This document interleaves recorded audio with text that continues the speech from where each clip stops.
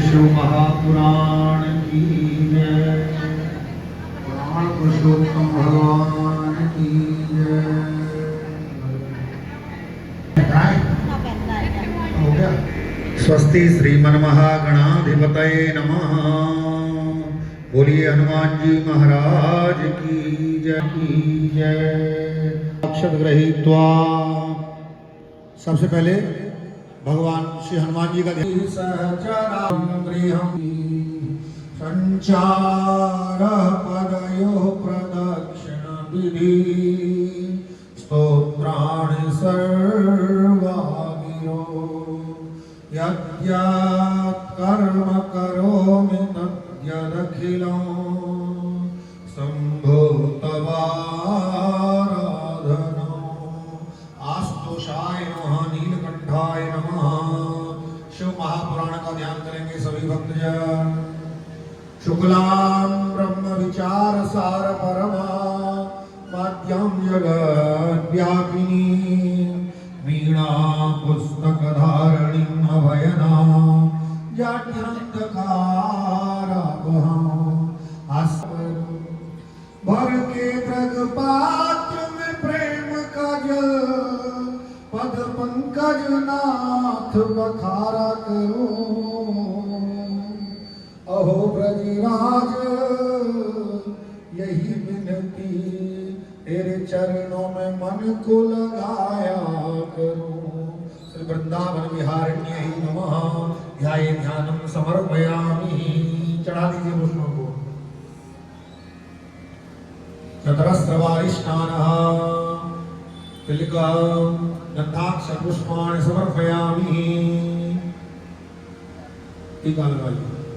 ठाकुर जी टीका लगा दो भैया जरा सा। चंदनं समर्पयामि, अक्षतान् समर्पयामि, पुष्पाणि पुष्पमाल्यां समर्पयामि। पुष्पाणि पुष्पाय नमः। शिव महापुराणाय नमः। व्यास पूजन कराओ। पहले पूजा टीका लगा व्यास जी को भैया। यं प्रव्रजन्तमनुपेतमपैतकृत्यं द्वैपायनो विरहकातराजुहाव पुत्रेति तन्मयतया तरलोभिनेतुस् तं सर्वभूतहृदयं मुनिमानतोऽस्मि। कस्तूरी तिलकं ललाटपटले वक्षस्थले कौस्तुभं नासाग्रे वरमौक्तिकं करतले वेणुकरे कङ्कणम् सर्वांगे हरिचंदनं सुललितं बालभैया कंठे च ममतावली गोपस्त्री परिवेष्टितो विजयते गोपाल चूड़ामणि उल्लेन्दीवरकान्तिबिन्दुवदनं वरहावतं सप्रियं श्रीवत्साङ्गमुदारकौस्तुभधरं पीताम्बरं सुन्दरं गोपीनां नयनोत्पलार्चिततनुं गोपसङ्घाकृतं गोविन्द हर हर हर हर महादेव।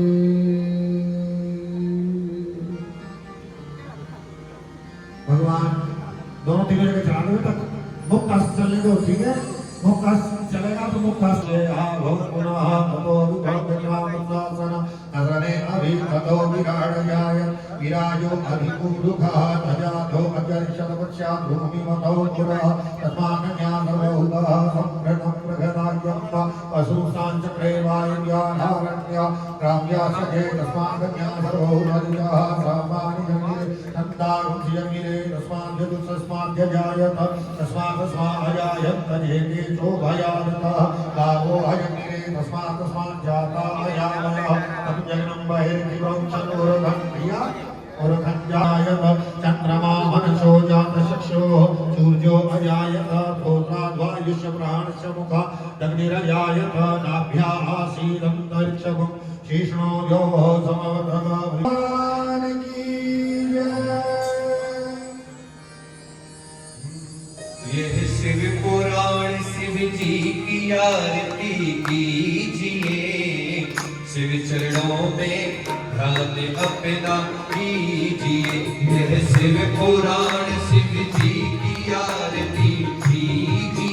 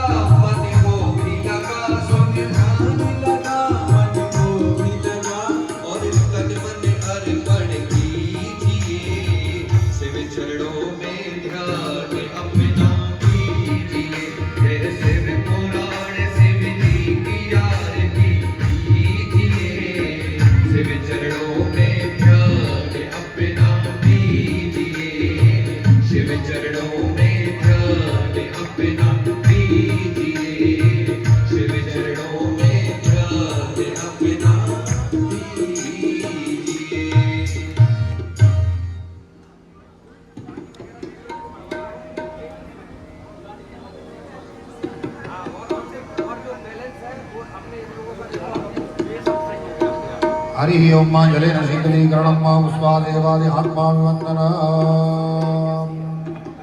ओम यौः शान्तिरन्तरिक्षगुं शान्तिः पृथिवी शान्तिरापः शान्तिरौषधयः शान्तिः वनस्पतयः शान्तिर्विश्वे देवाः शान्तिर्ब्रह्म शान्तिः सर्वगुं शान्तिः शान्तिरेव शान्तिः सामा शान्तिरेधि।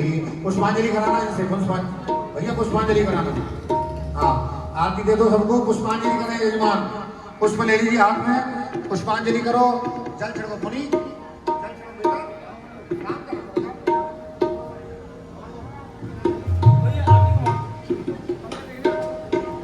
आरती पहुंचाइए सभी के पास, जल का छींटा पहुंचाइए सभी के पास। और भैया मुख्य यजमान जो आगे हैं पुष्प ले लीजिए पुष्पांजलि के लिए। हरि ओम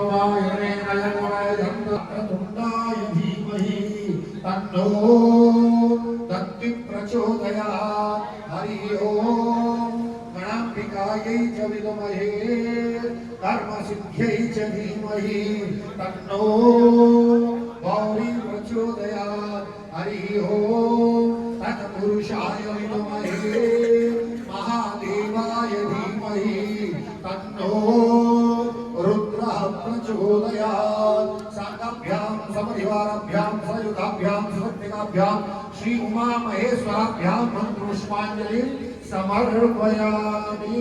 बोलिए रंगारी शंकर भगवान की, सद्गुरुदेव भगवान की, हनुमान जी महाराज की, बालकृष्ण लाल की, आज के आनंद की, पुराण पुरुषोत्तम भगवान की, व्यासी महाराज की, धर्म की अधर्म का प्राणियों में विश्व का सत्य सनातन धर्म की, गंगा मैया की, यमुना मैया की, तीर्थप्रयाग की, हरिद्वार की, वृंदावन धाम की, बालकृष्ण भगवान की, नमः पार्वती पतये हर हर महादेव। प्रणाम करके सभी भक्तजन अपना अपना स्थान ग्रहण करें। ठाकुर जी को प्रणाम करके सभी भक्तजन अपना अपना स्थान ग्रहण करें। व्यास जी के श्री मुख से सुंदर अपने अपने वाणी को श्रवण करेंगे। हम सभी भक्तजन और अपने जीवन को विनाश करेंगे। सब विराजिए अपने अपने स्थान पर। किसी जगह बैठ जाओ।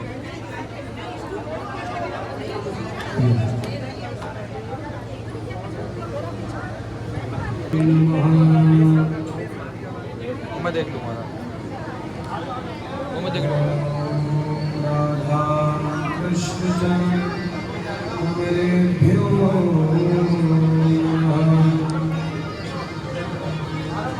ओम सद्गुरु चरणकमलेभ्यो नमः।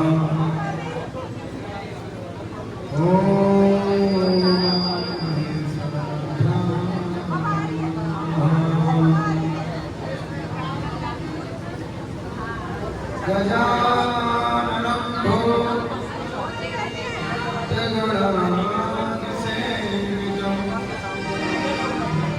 कपिलजम्बो फलचारुभक्षणम्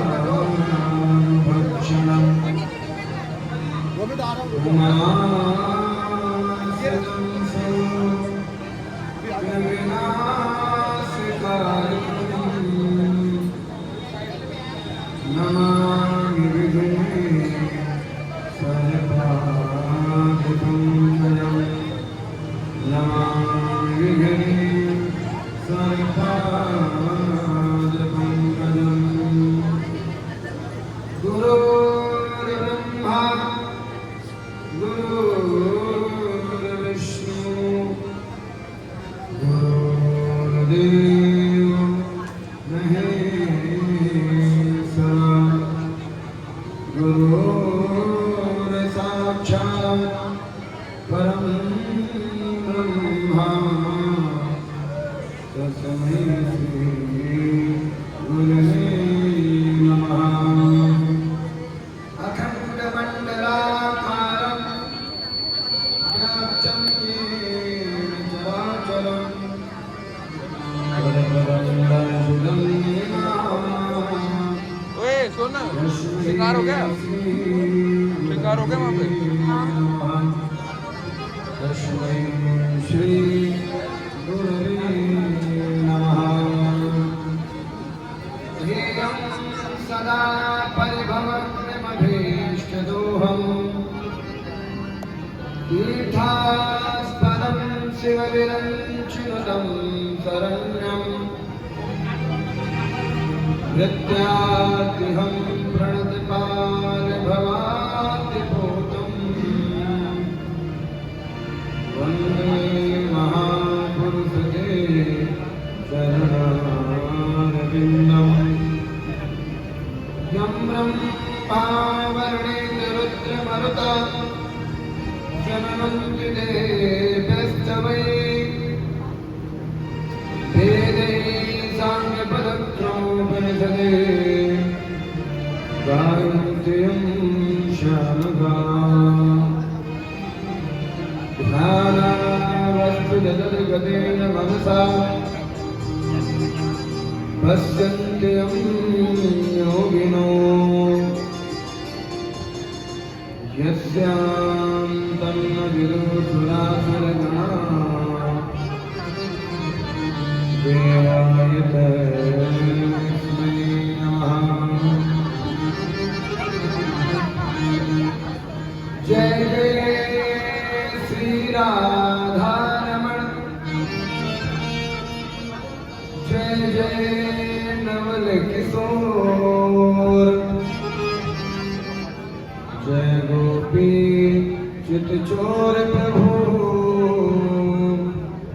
जय जय माखन चोर जय जय माखन चोर।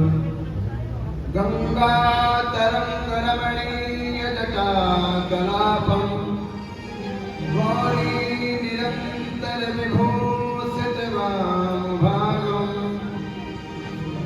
नारायण प्रियमदङ्गमदापहारम् वाराणसीपुरपते भजे सनाथम् वाराणसीपुरपते भजे सनाथम्। असितगिरिसमं स्यात् जलं सिन्धुपात्रे सुरतरुवर शाखा लेखिनी पत्रमूर्वी लिखति यति गृहीत्वा शारदा सर्वकालम् पुराणानि सर्वाणं नयाति तदपि तव पुराणानि सर्वाणं नयाति। बोली बोली शंकर भगवान की जय। बोले नीलेश्वर महादेव की जय। नमः पार्वती पतये हर हर महादेव शंभो। हर हर महादेव शंभो। आइए भगवान देवाधिदेव महादेव की असीम अनुकंपा असीम कृपा भगवान श्री महादेव की महती कृपा करुणा से हम लोग आज चतुर्थ दिवस की कथा में प्रवेश कर रहे हैं। भगवान की जब महती कृपा करुणा होती है जीव पर तभी उसको ऐसे दुर्लभ सुअवसर प्राप्त होते हैं। और ऐसा ही नहीं है, ये मनुष्य योनि प्राप्त करना है देवताओं को भी दुर्लभ है, क्योंकि देवताओं को सुलभ नहीं है, क्योंकि मनुष्य योनि ही मोक्ष का द्वार बताया गया है। तो आइए आप सब लोग मिल करके हम सब लोग मिल करके भगवान देवाधिदेव महादेव के श्री चरण कमलों में अपने इस मन रूपी मयूर को समर्पित करते हुए भगवान की इस दिव्य पावन पवित्र ये भागीरथी गंगा निरंतर जो 11 दिनों के लिए प्रवाहित हो रही है, इस ज्ञान गंगा में आइए सभी लोग प्रेम और आनंद का गोता लगाएं और भगवान की कृपा, भगवान की महती कृपा आप और हम सब पर हो, इस कामना, इस भावना के साथ आइए सभी लोग भगवान का कीर्तन करें, भगवान से प्रार्थना करें। ओम शिवा परा शिवा ओंकारा शिवा तव शरणं बोलो।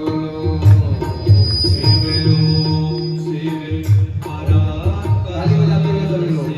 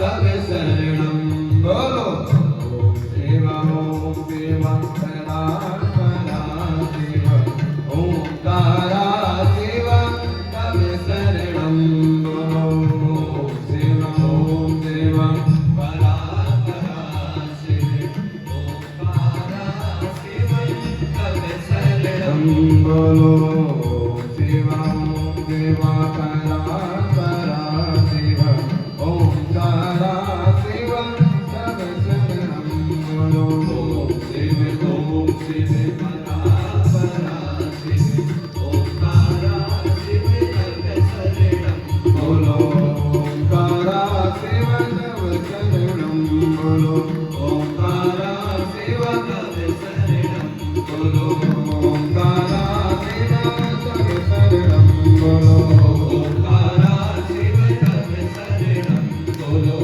ओंकारा बोलो ओंकारा सेवा तव शरणं। तो भगवान की जय बोले नीलेश्वर महादेव की जय।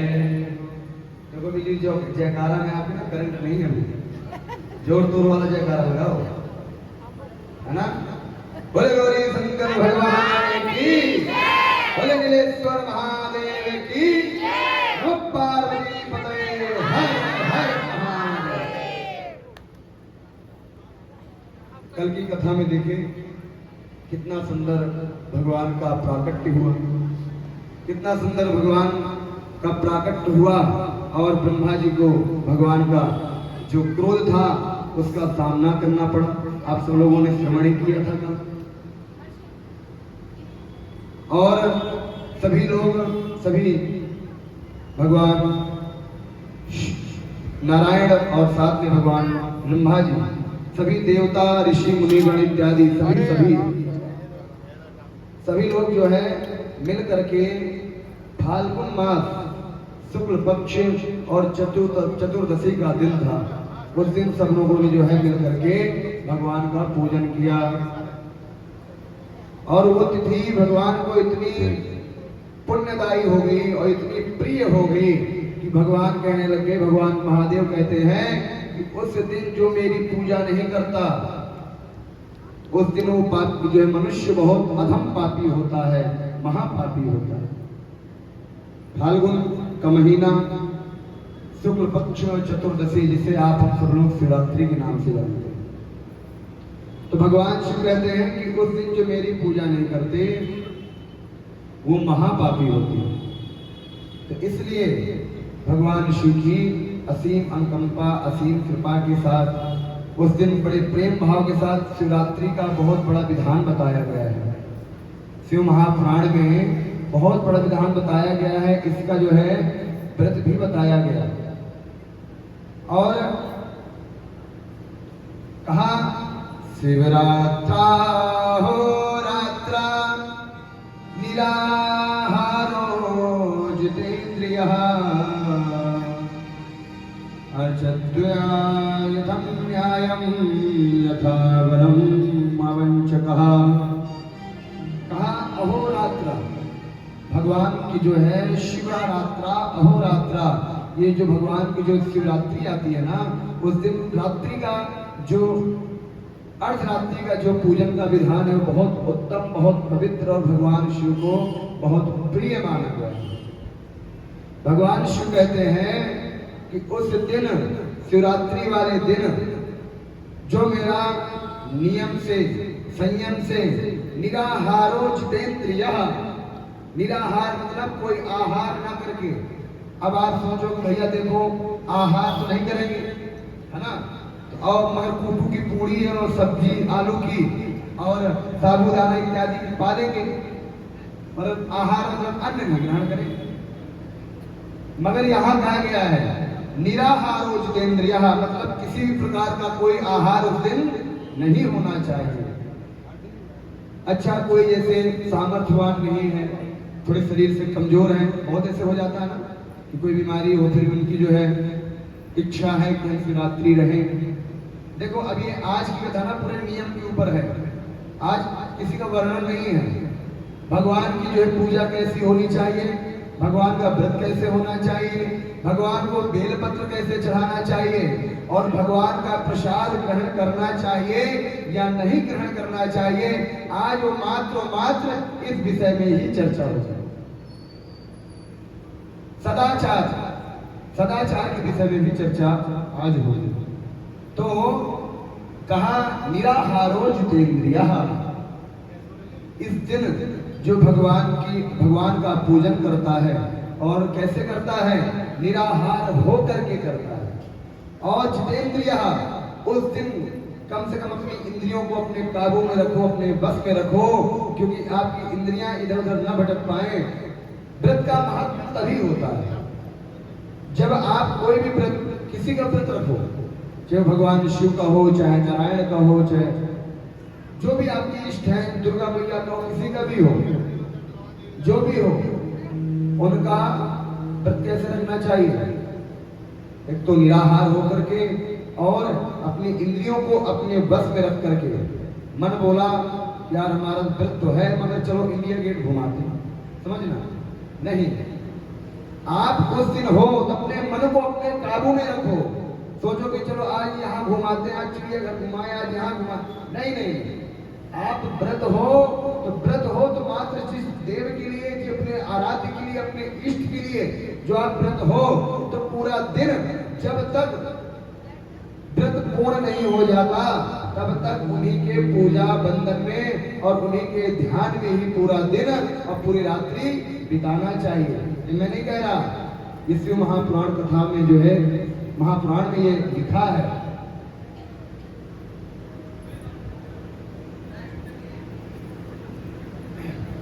और भगवान कहते हैं कि उत्तम पक्ष तो ये है, ऐसे व्रत का विधान करना चाहिए, ऐसे नियम रखना चाहिए और उस दिन भगवान का अभिषेक भी करना चाहिए। कम से कम ना कर सको तो दो प्रहर मध्य रात्रि के जो 2 प्रहर होते हैं वो शिवरात्रि के जो है सर्वोपरि होते हैं, सर्वश्रेष्ठ होते हैं। तो इसलिए उस दिन भगवान का जो अभिषेक भी करना चाहिए। आप अभिषेक के लिए सामर्थ्यवान नहीं हो तो कोई बात नहीं, मगर उस दिन श्रद्धा भाव के साथ निराहार होकर के भगवान का व्रत करना चाहिए और अपने इंद्रियों को अपने बस में रखना चाहिए। और क्या करना चाहिए, आप अभिषेक करने लायक नहीं हो, अभिषेक में सामर्थ्य नहीं हो, तो फिर उस दिन कम से कम श्रद्धा भाव के साथ, भगवान महादेव ने कल भी बताया था कि महादेव की पूजा में ज्यादा तुम्हें वस्तु की या ज्यादा सामग्री की आवश्यकता नहीं होती। महादेव की पूजा में तो मात्र 1 लोटा जल ले आओ और ला करके बाबा को श्रद्धा भाव से चढ़ा दो। बेलपत्र कहीं से मिल जाए तो बेलपत्र लेके बाबा को चढ़ा दो। अब बेलपत्र चढ़ा के बस 2-4 बार बम बम बम बम बोल दो, बाबा उतने भी प्रसन्न हो जाते हैं। और जिसके सामर्थ्यवान है, जिसके सामर्थ्य है, तो उस दिन भगवान का पूजन वो विधि विधान से, नियम से अच्छे से कर सकता है, तो उसको जो है उसमें कोई कोताही नहीं करना चाहिए। उसमें जो है, अब जैसे भगवान क्या लगाते हैं, मलयाग्री चंदन अपने मस्तक पर धारण करते हैं भगवान, मलयाग्री चंदन, और आप जैसे वो डिबिया का ले आए वो एक महाराज नहीं, आप सामर्थ्यवान मलयाग्री चंदन के हो तो भगवान को मलयाग्री चंदन जरूर चढ़ाओ। ये नहीं कि मतलब आप सामर्थ्यवान नहीं हो और आप जबरदस्ती चढ़ाओ, नहीं, ऐसे नहीं, पर आपको भगवान ने संपन्न कर रखा है और भगवान ने आपको परिपूर्ण कर रखा है, तो भगवान की पूजा में भी हमें कोई कोताही नहीं छोड़ना चाहिए, कोई कमी नहीं छोड़ना चाहिए। अब आजकल तो पता है क्या होता है, पूजा घरों में जाओ तो कुछ सामान लेने जाओ तो कहते हैं महाराज किसके लिए घी, किसके लिए चाहिए, खाने के लिए, पूजा के लिए। समझना कितनी भावनाएं गिर चुकी है हमारे समाज में। जो परमात्मा है, जो त्रिलोकीनाथ है, जो हमें ये जीवन दिया, जो हमें ये श्वास दिया और हमें इस लायक बनाया कि हम एक छत्र के नीचे हम अपने बच्चों के साथ, अपने परिवार के साथ गृहस्थ आश्रम में आनंद ले रहे हैं। तो क्या भगवान के लिए आप जो है, जो 200 रुपए का डिब्बा आता है, 200 रुपए किलो का घी, क्या उसे यूज करना चाहिए भगवान के लिए? मैं कहता हूं भगवान के लिए कोई भी वस्तु हो, कोई भी सामान हो, अपने से अच्छा यूज करना चाहिए, अपने से अच्छा इस्तेमाल करना चाहिए भगवान के लिए। इसलिए आजकल कई दुकानों में जाओ तो कहते हैं भैया क्या घी किसके लिए? कहा देव भगवान के लिए। थर्ड क्वालिटी का जितना वो उसमें मिलावट, जितना पता नहीं का कैसा वो घी होता होगा, अपने मन में आप लोग, जैसे आप ही लोग लेने जाते हो, तो आप लोगों के मन में भी ये विचार होना चाहिए। क्या होना चाहिए? कि भैया कहीं देसी घी 200 रुपए, 250 रुपए, 300 रुपए किलो मिलता है क्या? या आप 300 रुपए किलो वाला देसी घी खाते हो? वो एकदम अशुद्ध जो घी होता है वो घी आप उपयोग करते हो। अच्छा, वहां पे जो दुकान में दे दिए उसने विचार भी नहीं करते आप, और ये भी नहीं देते कि मतलब इसकी जो है अभी डेट है कि नहीं है, खत्म हो गया, खराब हो गया, कैसे हो गया, कुछ नहीं देखते। कहते हैं ले भैया घी का और पन्नी बांधे, पॉलिथीन में बांध देंगे, गांठ लगा करके, क्या भैया पूजा का सामान ले पंडित जी करो पूजा। अब जीविका चलाने के लिए पंडित जी भी करेंगे, मगर उसमें दोष होता है।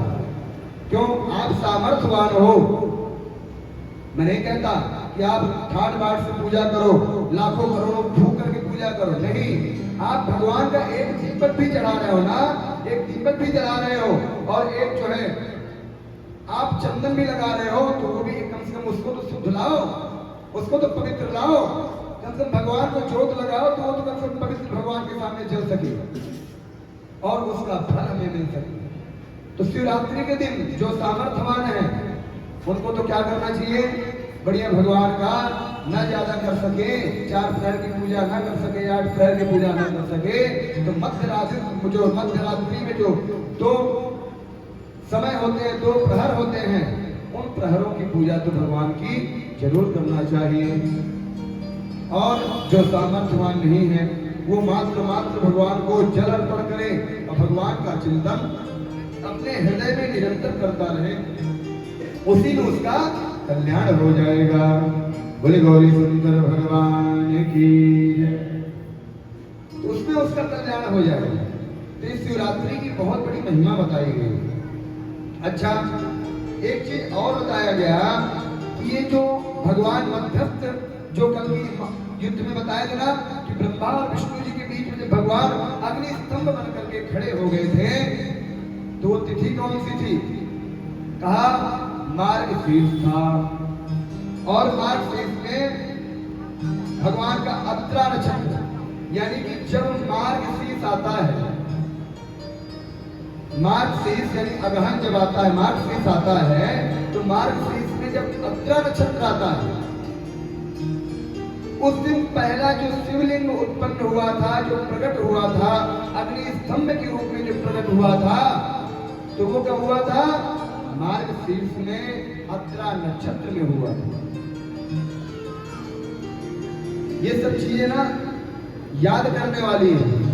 क्यों? ये पुराण रोज रोज नहीं होते, और जब ये पुराण रोज रोज नहीं होते तो ये कथाएं आपको रोज रोज नहीं प्राप्त होंगी। इसलिए मैं तो कहता हूं कि सभी माताएं जो भी ये श्रवण करती, कुछ जो एक अहम बातें जो इसमें आती है वो नोट कर लिया करें। और किसी के मन में कोई प्रश्न चले, किसी के मन में कोई विचार आए कि भगवान, जो भी प्रश्न आया नहीं, अनेक प्रकार के अपने मनोवृत्ति के अनुसार, अपने मन के अनुसार, जिसके मन में जो प्रश्न आए वो एक पर्ची बनाए, और पर्ची बना करके आप हमें दे सकते हो, या कथा के प्रारंभ में या कथा के अंत में हम 15-20 मिनट का समय निकाल के आपके प्रश्नों का उत्तर अपने मनोवृत्ति अनुसार, अपनी बुद्धि अनुसार, अपने ज्ञान के अनुसार आपको देने का प्रयास जरूर करें।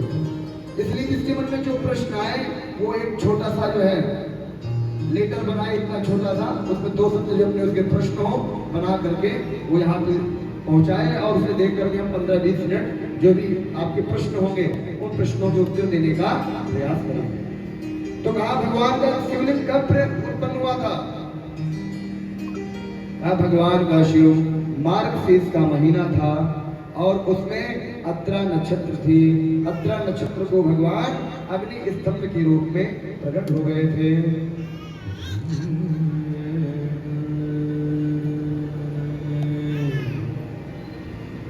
और पता है क्या कहा गया कि जब वो मार्गशीर्ष आती है और अत्रा नक्षत्र आता है उस दिन उस समय शिवलिंग का पूजन करना और दर्शन करना वो भगवान शिव की प्राप्ति कहलाता है, भगवान शिव की प्राप्ति कराता है, भगवान शिव के लोक में एक स्थान प्राप्त कराता है। जैसे श्लोक पढ़ते हो ना कि लिंगाष्टकमिदं पुण्यम यः पठेत् शिव सन्निधौ, भगवान शिव के सन्निध होकर के जो इसका पाठ करे शिव लोक नवाप्नोति। भगवान इतने उदार हैं, इतने करुणामय हैं भगवान भोलेनाथ कि उनके सामने आप शिव सन्निधौ, उनके सामने आप बैठ करके उनके समीप बैठ करके आप जब भगवान का कोई भी गुणानुवाद करते हैं, कोई भी पाठ करते हैं तो भगवान शिव लोक मवाप्नोति शिवेन सह मोदते, भगवान प्रसन्न चित्त होकर के उसे शिव लोक की प्राप्ति करा देते हैं। तो उस दिन मार्गशीर्ष और अत्रा नक्षत्र में जो भगवान का पूजन करता है, जो भगवान का भजन करता है, जो भगवान का संकीर्तन करता है, उसे शिवलोक की प्राप्ति हो जाती है। अच्छा, बहुत से लोगों में ये प्रश्न हुआ होगा, महाराज देखो धरती में तो चलो कहीं ना कहीं तो शिवलिंग उत्पन्न हुआ था, तो कहाँ हुआ था? तो उसका भी देखो स्थान शिव पुराण में लिखा है। आप पुराण पढ़ो तो तुम्हारे एक एक प्रश्नों का उत्तर जो है कितना जो भी है सब आपको पुराणों में ही मिल जाएगा। आपको ना किसी से पूछने की जरूरत है और ना किसी से कहने की जरूरत है, सब कुछ आपको सब पुराण में मिल जाएगा।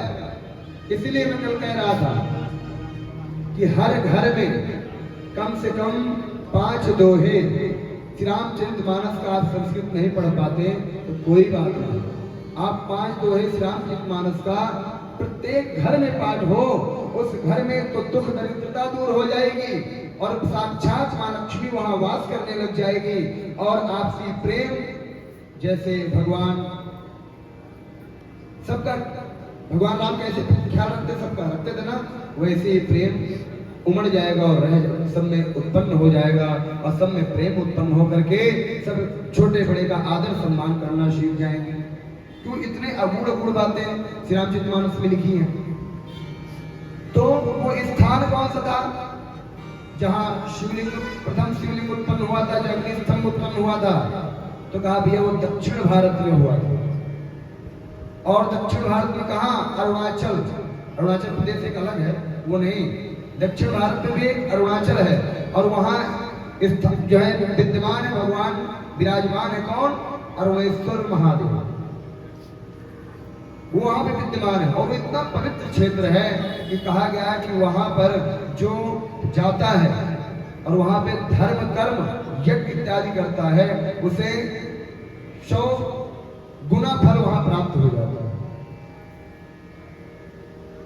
तो अरुणाचल में भगवान, दक्षिण भारत में अरुणाचल, वहां जो है प्रथम जो शिवलिंग भगवान वहां अग्नि स्तंभ बन के उत्पन्न हुए थे, तो वहां अरुणाचल में उपस्थित है। अननाचल संकासम यदिदं लिंगमुत्तमम् अरुणाचल में देवा तदिदं ख्यातिमेष्यति। कहा यहाँ अग्नि के पहाड़ के समान शिवलिंग प्रकट हो गया, इसलिए इस स्थान का नाम अरुणाचल होगा। यहाँ बड़े बड़े तीर्थ प्रकट होंगे, यहाँ जो निवास करेगा उसकी मुक्ति हो जाएगी। कहा जो अरुणाचल में यहाँ भगवान प्रथम शिवलिंग उत्पन्न हुए थे, वहां जो वास करेंगे वहां तो मुक्ति प्राप्त हो जाएगा। और जिसकी मृत्यु है, वहां मृत्यु हो जाती है, वो भगवान के धाम को पधार जाता है, उससे यमराज लेने नहीं आते। उसे कौन ले जाते हैं? भगवान शिव के दूत ले जाते हैं, भगवान शिव के गण ले जाते हैं। और भगवान शिव में शिव लोक मवाप्नोति, वहां भगवान शिव के स्थान में, वहां धाम में उसको वास मिल जाता है। अच्छा, अब इसमें एक प्रश्न और होता है कि बहुत से लोगों के मन में और बहुत से माताएं बहनें या भाई बंधु जो भी हैं सभी इस जो शिवलिंग हम बोलते हैं इसका बहुत गलत अर्थ भी निकालते हैं। ऐसा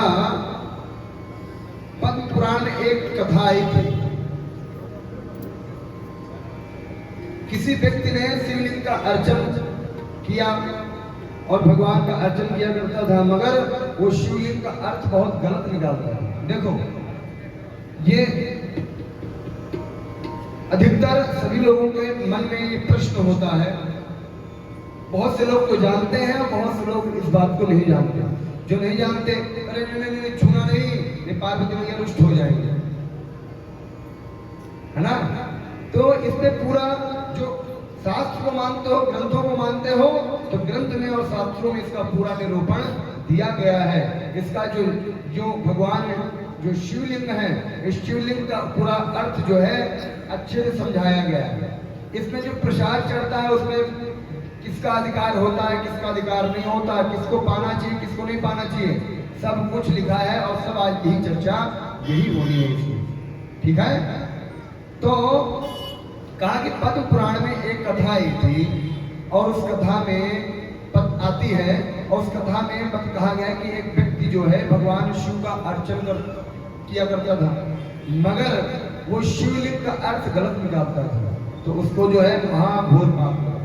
जब पाप लगा और उसके बाद भगवान शिव की फिर जब उसको ज्ञान हुआ ऋषि मुनियों के माध्यम से, तो फिर उसने भगवान से प्रार्थना की और प्रार्थना जब किया वो भगवान जब उससे प्रसन्न हो गए और कहे चलो कोई बात नहीं, और उसे अपने गणों में रुंड नामक गण की उपाधि दे दी और रुंड गण बना दिए भगवान अपने दरबार में।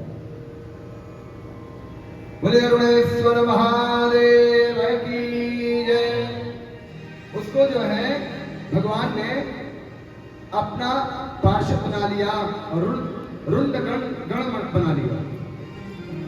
तो जो शिवलिंग है, तो लिंग का अर्थ होता है कोई ऐसा नहीं, शिवलिंग का जो लिंग आप समझते हो तो कोई पुरुषार्थ की प्रतीक नहीं है,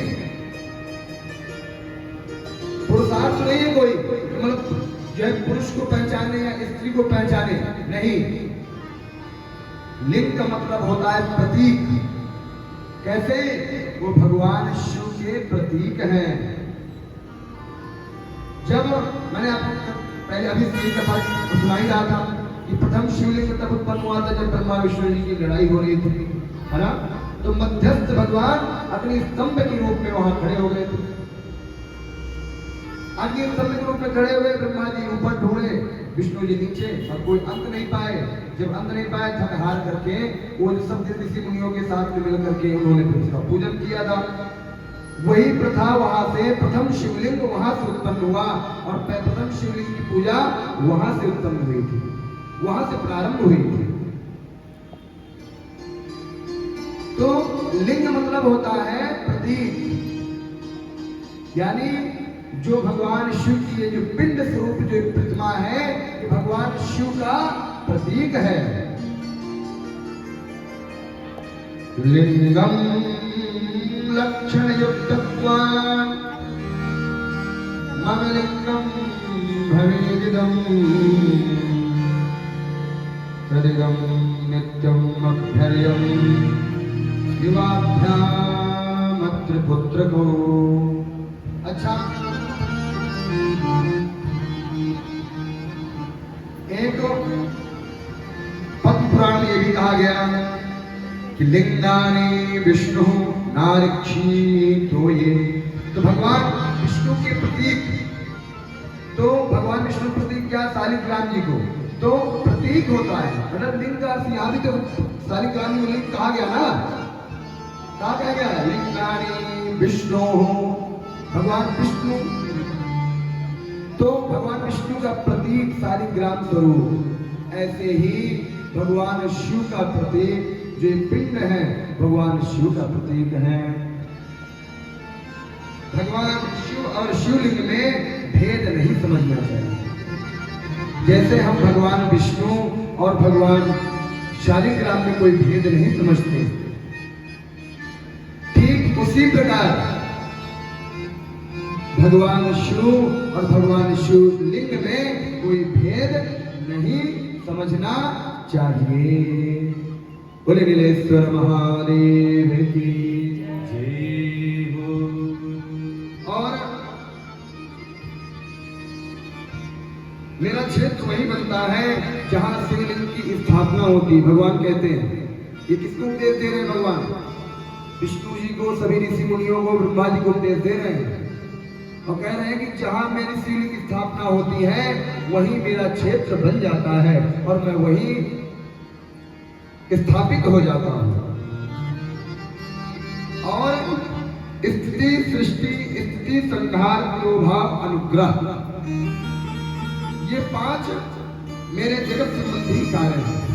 भगवान शिव कह रहे हैं भगवान विष्णु से कि स्थिति और सृष्टि और स्थिति, संहार, संहार भी भगवान करते हैं ना, तो कहा मैं सृष्टि भी करता हूं, स्थिति भी पैदा करता हूं और स्थिति का संहार भी करता हूं। मतलब ये जो प्रकृति है इसका संहार भी करता हूं।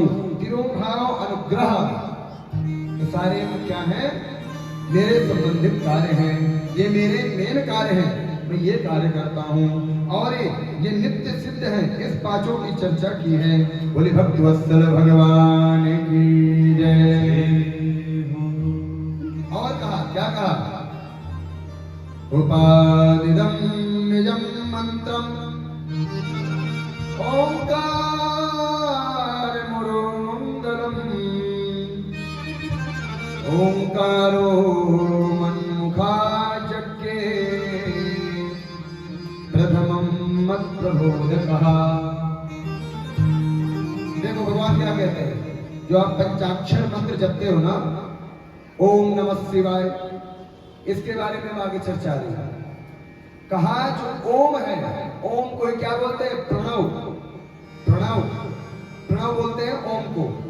तो कहा ओम मेरा ही आकार है, ओम मेरा ही आकार है।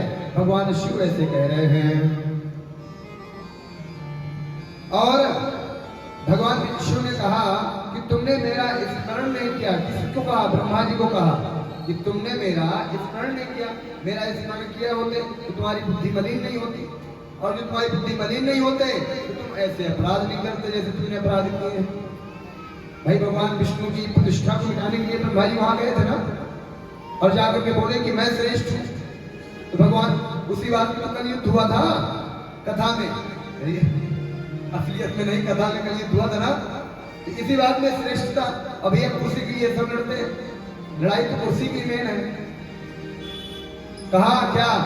दीन दुखी धनवान, दीन कहे धनवान सुखी, धनवान कहे सुख राजा को भारी, राजा कहे महाराजा को सुख, महाराजा कहे सुख इंद्र को भारी, और इंद्र कहे चतुरानन को सुख। चतुरानन ब्रह्मा जी, इंद्र कहे चतुरानन को सुख, चतुरानन कहे, चतुरानन 4 सिर वाले, चतुरानन कहे सुख शंकर को भारी, और तुलसीदास विचार करें हरि भजन बिना सब जीव दुखारी। हरि भजन बिना सब जीव दुखारी। तो भैया बिन हरि भजन के सब जीव दुखारी। दीन कहता है धनवान सुखी।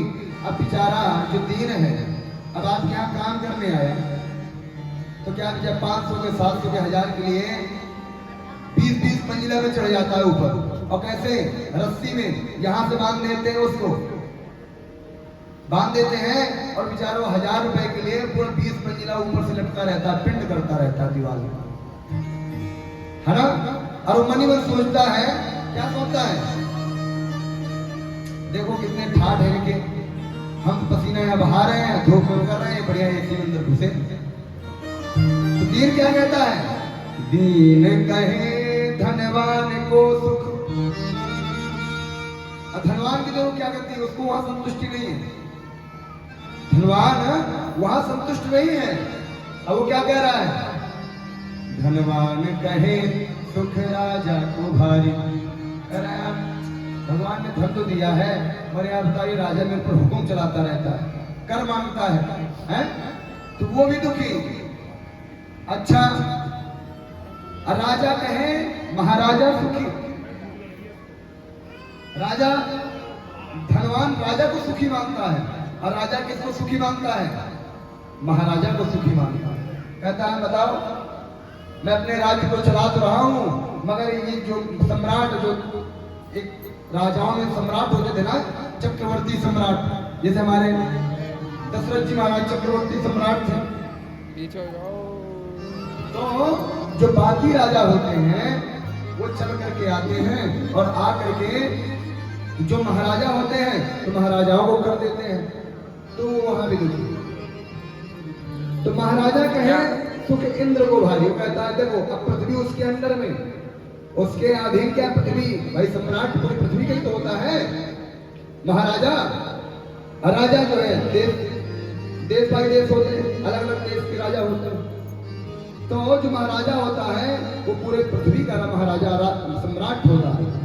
तो कहता है यहाँ मजा नहीं। वो कहा इंद्र को देखता है कि बताओ, स्वर्ग में बैठे महाराज, अप्सराएं गान कर रही हैं, नृत्य तो चल रहा है, और सभी देवी देवता इनका कहना मान रहे हैं, इनका बड़ा सुख है।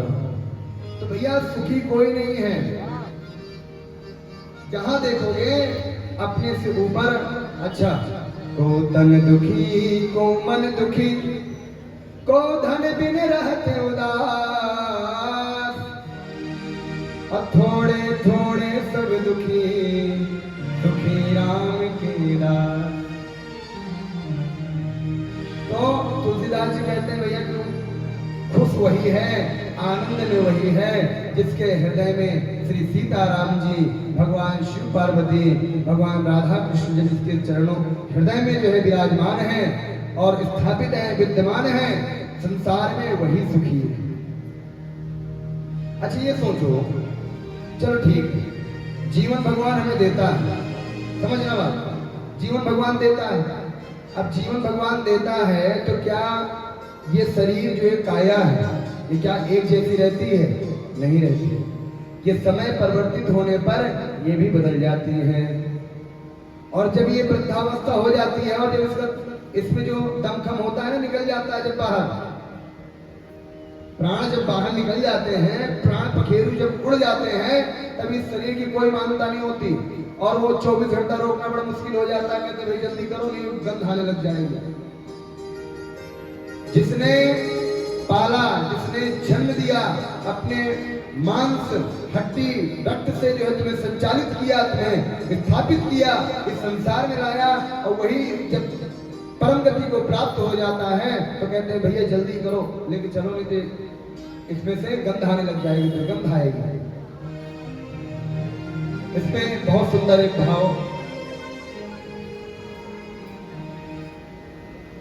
बहुत सुंदर भाव एक ऋषि का है कि भैया इस संसार सागर में पुनरपि मरणम पुनरपि जननम पुनरपि जननी जठरे सैनम, इस जो 84 का चक्कर है तो ऐसे ही निरंतर चलता रहता है और ऐसे निरंतर चलता है।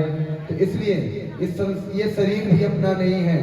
अच्छा, बहुत से लोग कहते हैं कि अरे अभी तो अभी हमारी उम्र क्या है भजन कुछ करने की ना, तो भजन करने की कोई उम्र नहीं होती, भजन करने की कोई उम्र नहीं होती।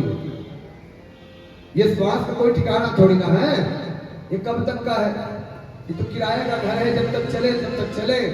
ये तो जैसे बारिश होती है और बारिश में बुलबुला बूंद पड़ी, बुलबुला उठा, और बुलबुला कब तक चले कुछ पता नहीं।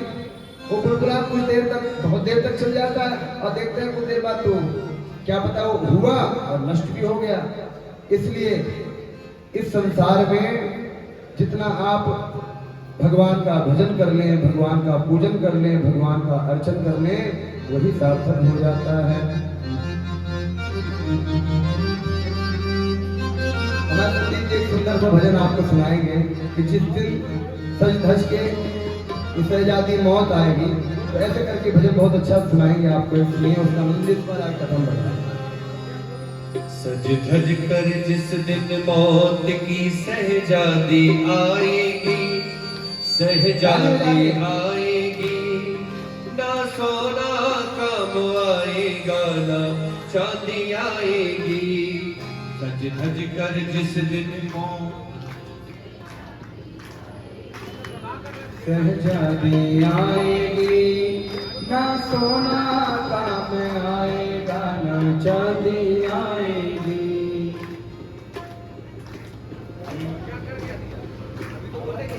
सहजादी आएगी, सहजादी आएगी, ना सोना काम आएगा ना चांदी आएगी, ना सोना काम आएगा ना चांदी आएगी। तबले की चाटी बोल दीजिए, थोड़ी सी आवाज बढ़ाइए।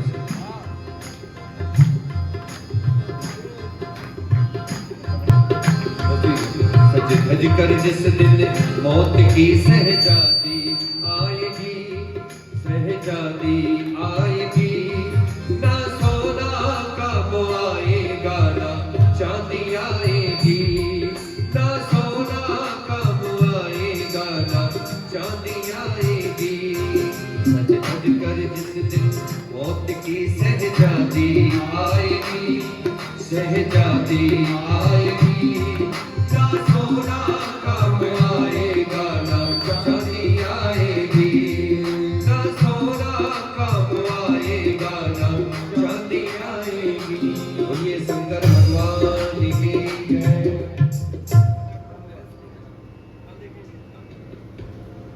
आज इनकी मशीन खराब है थोड़ा, चल कोई बात नहीं।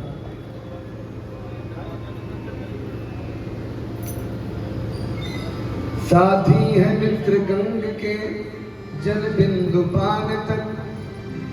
देखो इस संसार में कौन किसका कहाँ तक साथ निभाता है। एक बहुत अच्छे जो है कवि ने जो है ये अपने पदों में इसको संचालित कर दिया कि साथी है मित्र गंग के जल बिंदु पान तक, अर्धांगिनी चलेगी तो केवल मकान तक, परिवार के सब लोग चलेंगे मसान तक, और बेटा भी हक निभाएगा तो अग्निदान तक। अरे जिसे तू आगे भजन ही है साथी, हर के भजन बिन अकेला रहेगा। ये मन दो दिन का मेरा रहेगा, कायम ये जग का झमेला रहेगा। ये मन तो क्या कहा, भैया संसार जो सागर है तो कायम ऐसे चलता ही रहेगा। ये जो झमेला है निरंतर चलता रहेगा, और ये सब 2 दिन का मेला है ना। इसलिए भगवान अपने स्वरूप का वर्णन करते हैं, भगवान अपने स्वरूप का विचार बताते हैं कि मेरा स्वरूप कैसा है। कहा मेरा स्वरूप ओंकार स्वरूप है, प्रणव स्वरूप है। और ओंकार शब्द से ही कौन उत्पन्न हुआ है? ओंकार से कौन उत्पन्न हुआ? माता गायत्री उत्पन्न हुई। माता गायत्री का जन्म जो है ओम से हुआ। देखो सब ये अगूढ़ बातें है ना। माता गायत्री का जन्म जो किससे हुआ? ओम से हुआ। और माता गायत्री किसकी माता? माता गायत्री से किनका कौन उत्पन्न हुए? वेद उत्पन्न हुए। और कहा वेदों से कौन उत्पन्न हुए? कहा मंत्र उत्पन्न हुए, है ना। ओम से गायत्री उत्पन्न हुई और वेद माता गायत्री कहा ही जाता है। तो गायत्री से फिर वेद उत्पन्न हुए, चारों वेद। और वेदों से क्या उत्पन्न हुए? वेद क्या होते हैं? मंत्र होते हैं। तो मंत्र उत्पन्न हुए। तो फिर शब्द से चतुर्थी का एक वचन है। इस प्रकार ये पंचाक्षर का महामंत्र है। तो इसलिए भगवान शिव जो है ओम नमः शिवाय, इसलिए मंत्र का जो है पूरा व्यवधान बताया गया। ये महिमा है इस महामंत्र की, ये गरिमा है। उसके बाद देखो पंचाक्षर मंत्र की इतनी महिमा है, इसलिए पंचाक्षर मंत्र का ढोल मंजीरा करके भी गायन नहीं करना चाहिए। कहा गया है कि ये इतना शक्तिशाली मंत्र है, इतना पावरफुल मंत्र है कि इस मंत्र का जो है कभी ढोल मंजीरा बजा करके इसका गायन नहीं करना चाहिए। ये शास्त्र कहते हैं, बाकी आजकल तो होगा तो चलता ही है, सब कहते ही है, मगर ये शास्त्र कह रहे हैं कि इसका गायन नहीं होना चाहिए। क्यों? जो बीज मंत्र होते हैं, जो मूल मंत्र होते हैं, उनका तो उच्चारण भी नहीं होता, उनका मात्र जप होता है ना। और इस ओम नमः शिवाय बोलने का विधान भी बताया गया है। ऐसा भी नहीं कि स्त्री पाए तो वो भी ओम नमः शिवाय, कोई और अन्य वर्ण के पाए वो भी ओम नमः शिवाय। इसका विधान बताया गया है कि ऐसे ओम नहीं बोला, ओम नमः शिवाय नहीं बोला जाता, इसके बोलने के विधान भी होते हैं। कहा कि जो विरक्त होते हैं और जो ब्रह्मचारी होते हैं, और कहने का तात्पर्य जो त्रिकाल संध्या करते हैं, ना त्रिकाल करते हो तो 2 काल तो करें सुबह शाम की, और वो भी ना कर सके तो कम से कम 1 काल की तो करें। एक टाइम की तो संध्या उनको करना ही चाहिए। और जो ऐसे संध्या करते हैं वो इसके पूर्ण अधिकारी होते हैं ओम नमः शिवाय बोलने।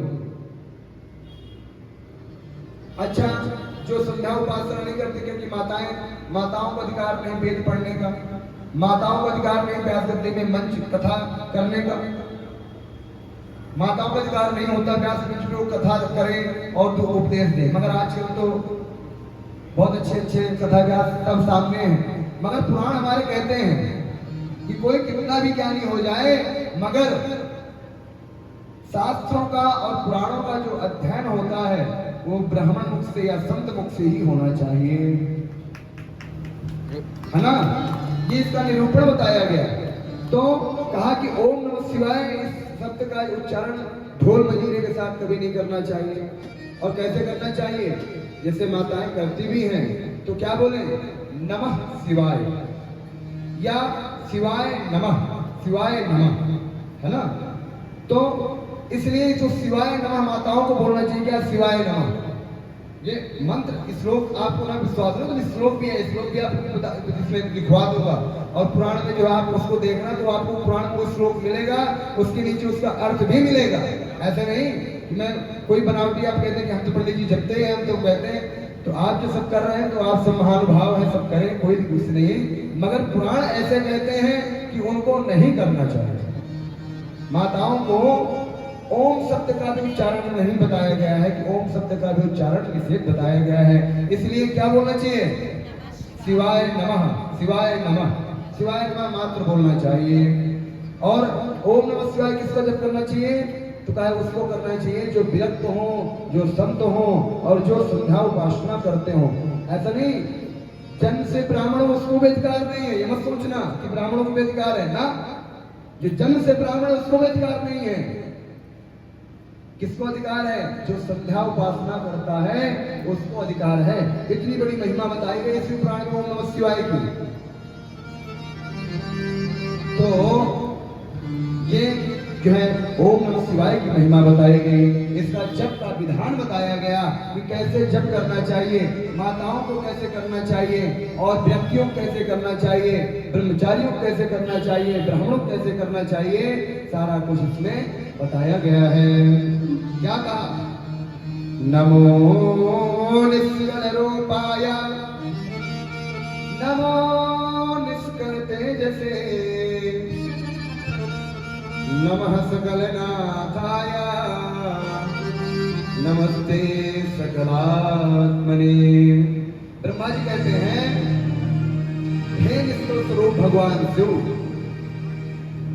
हे निष्कल तेज भगवान शिव, सगुण सकार भगवान आपको प्रणाम है। इस प्रकार ब्रह्मा जी उनको प्रणाम करते हैं। और मार्गशीर्ष में अत्रा नक्षत्र आने पर भगवान शिव का पूजन अवश्य करना चाहिए। और फाल्गुन शुक्ल चतुर्दशी शिवरात्रि को विशेष रूप से भगवान का पूजन करना चाहिए शिवरात्रि की। अच्छा, अब इसमें प्रतिष्ठा के बारे में बताया कि मूर्ति प्रतिष्ठा कैसे करना चाहिए, कैसे नहीं करना चाहिए। अच्छा, कहीं पर शिवलिंग ही करना चाहिए या प्रतिमा करनी चाहिए या दोनों करना चाहिए, इसका पूरा विधान, इसका पूरा विचार शिव पुराण में बताया गया है। क्या कहा गया? कहा भगवान की पूजा दो स्वरूपों में होती है, एक निष्कल और एक सकल। तो जो सकल पूजा होती है वो मूर्ति स्वरूप होती है, और जो निष्कल स्वरूप होती है वो पिंड स्वरूप होती है। और दो ही ऐसे देवता हैं जिनकी सकल और निष्कल में पूजा होती है। क्यों? क्योंकि यही दो पूर्ण ब्रह्म हैं। कौन कौन? भगवान नारायण, भगवान शिव, मैंने पहले ही बताया था, है ना? ये पहले हम आपको अवगत कराए थे, बताए थे कि भगवान शिव और नारायण की ही दो स्वरूपों में पूजा होती है। भगवान शिव की पूजा एक मूर्ति के रूप में और एक पिंड के रूप में, जो शिवलिंग कहते हैं, इसके रूप में होती है। और दूसरी भगवान नारायण की मूर्ति के रूप में और शालिग्राम के रूप में पूजा होती है। अच्छा, अब इसमें प्रतिष्ठा का यह विधान बताया गया, विचार बताया गया कि क्या जैसे मूर्ति बैठी है तो मूर्ति आप स्थापित करवाए, तो जब स्थापना प्रतिष्ठा करवाए मूर्ति की, तो क्या वहां शिवलिंग जरूरी है? बिल्कुल जरूरी है, क्योंकि शिवलिंग के बिना वो पूरा दरबार और जो वो उस दिव्य दरबार की पूजा करने का सौभाग्य होता है, जो पुण्य होता है, वो पूर्णतः तब पूर्ण होता है जब भगवान शिव के साथ उनकी जो है पिंड की भी पूजा साथ में हो। अच्छा, जब मंदिरों में पूजा प्रतिष्ठा की जाती है मूर्ति की, तो उसका साइज कितना होना चाहिए? बहुत से पूछने आते हैं कि पंडित जी हम अपने घर में रख रहे हैं, वो जो है शिवलिंग तो कितने बड़े होना चाहिए? तो कहा गया है कि अपने अंगुष्ठ के बराबर शिवलिंग होना चाहिए। इस अंगूठा के ऊपर न जाए, इस अंगूठा के मध्यस्थ ही आप अपनी स्वयं की पूजा के लिए शिवलिंग घर पे रख सकते हो। और सबसे विशेष रूप से नर्मदेश्वर शिवलिंग, उनका पूजा करने का अलग विधान है, क्योंकि उसमें बहुत से ऐसी चीजें हैं जिसमें दोष ही नहीं लगता, मनुष्य को दोष नहीं लगता उनकी पूजा में। और इसके गंडकी नदी से जो शालिग्रामी युक्त जो भगवान शिव होते हैं ना, हरिहरात्मक, उनको हरिहरात्मक शिवलिंग कहा गया है। जो गंडकी नदी नेपाल पशुपति, तो पशुपति जो कोई गए हो तो वो देखे होंगे, वहां भगवान पशुपति के साथ साथ जो कौन बैठे हैं? शालिग्राम के साथ में बैठे हैं। शालिग्राम भी वहां पशुपतिनाथ जी के साथ शालिग्राम भी बैठे हैं नेपाल में। तो वहां गंडकी नदी है, तो वहां से जो शिवलिंग लेके आते हैं शिवलिंग आकृति के, तो वह हरिहरात्मक भगवान शिवलिंग है। वो बाण शिवलिंग में आते हैं। बाण शिवलिंग में कौन कौन? नर्मदेश्वर और गंडकी नदी से जो उत्पन्न होते हैं वो बाण स्वरूप होते हैं, इसलिए उनकी पूजा में कोई दोष नहीं होता। और जो नर्मदेश्वर महादेव होते हैं उनके प्रसाद में भी कोई दोष नहीं होता। और गंडकी नदी होती है, उनसे जो शिवलिंग उत्पन्न होते हैं उनके प्रसाद में कोई दोष नहीं होता। ये कथा भी आगे आएगी कि प्रसाद ग्रहण कैसे करना चाहिए, किसको करना चाहिए, क्यों नहीं करना चाहिए, ये भी आगे इसमें प्रसंग आएगा। अभी मूर्ति प्राण प्रतिष्ठा की बात हो रही है ना, तो मूर्ति प्राण प्रतिष्ठा की बात करें तो घर में जो शिवलिंग रखा जाता है वो अंगुष्ठ मात्र का होना चाहिए, अंगूठा से ऊपर वो शिवलिंग नहीं होना चाहिए। अच्छा, जो मंदिर में प्रतिष्ठा करते हैं तो उनका साइज क्या होना चाहिए? तो कहा जो प्रतिष्ठा कर रहा है, जो प्रतिष्ठा करवा रहा है, कर रहा है, उनके अंगुल में कम से कम 12 अंगुल का होना चाहिए। यानी ये और ये और लगा 12 अंगुल का कम से कम शिवलिंग होना चाहिए, उसकी प्रतिष्ठा की जाती है। ये पुराण में इसका विधान बताया गया है। ये 3 प्रकार के विधान बताए गए हैं।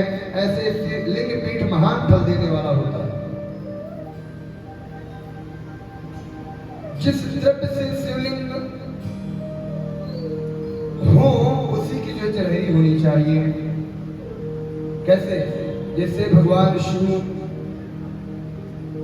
पाषाण तो पत्थर के हैं, पाषाण के हैं, तो जलहरी भी उनकी किसकी होना चाहिए? पत्थर की ही होना चाहिए।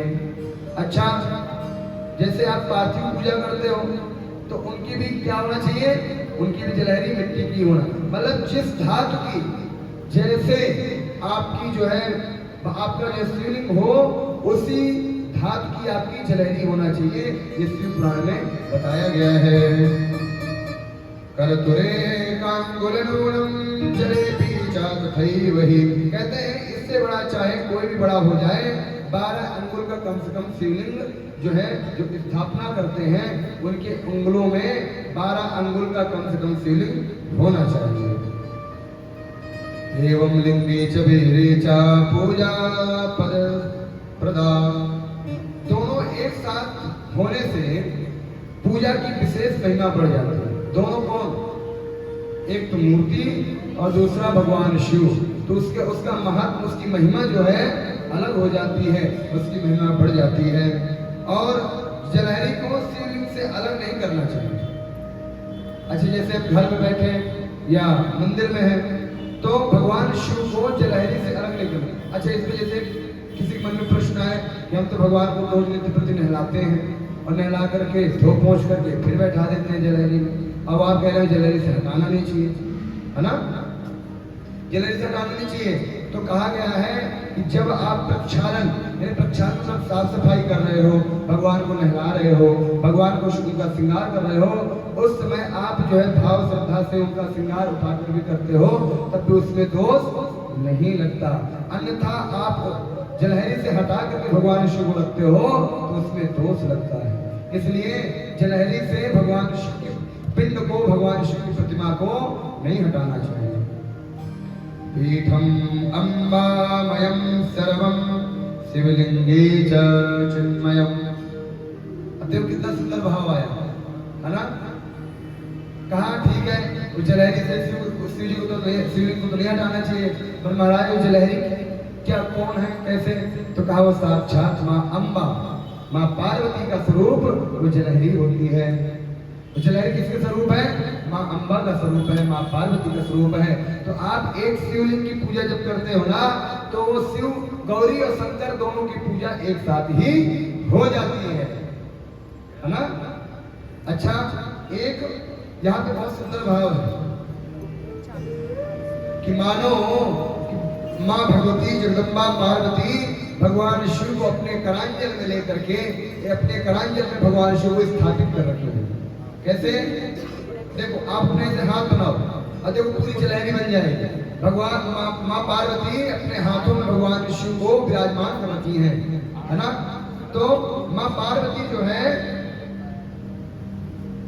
जो योनि, जो जलहरी है, जो हम उसे योनि बोलते हैं, तो वो जलहरी स्वरूपा माँ पार्वती जगदम्बा साक्षात। और शिव और माँ पार्वती यही जो है पुरुष और स्त्री का प्रतीक, और पुरुष और स्त्री का इसी सृष्टि की उत्पत्ति भगवान जो है बताते हैं ब्रह्मा जी को।